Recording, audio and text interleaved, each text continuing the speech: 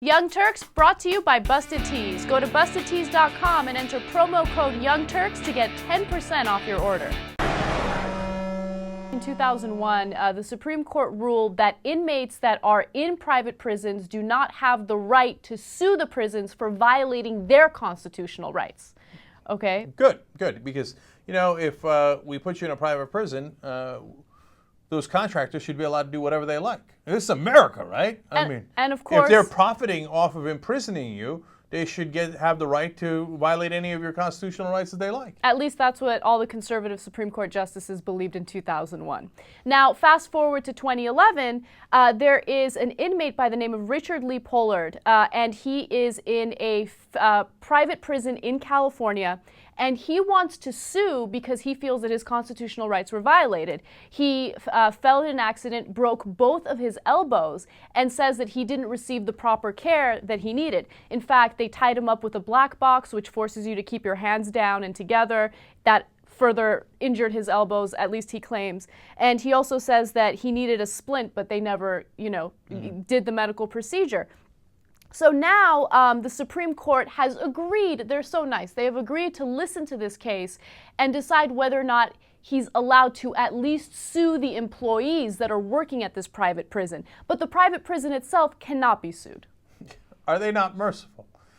First of all, I like that the only people who might be liable are, the low-level employees, right, the guards, etc. But not the company, of course not the company. Okay, we must protect corporations at all costs through our Supreme Court.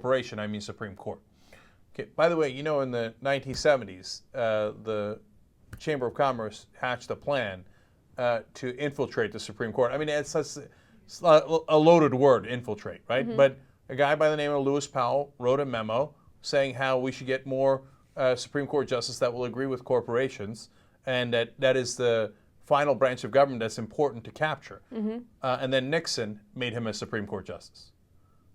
Okay, and ever since then, the one thing that a lot of the justices agree on is corporations are almost always right. Even the liberal judges oftentimes side with the corporations. Now, I tell you that in this context because think of how crazy this is, mm-hmm. right?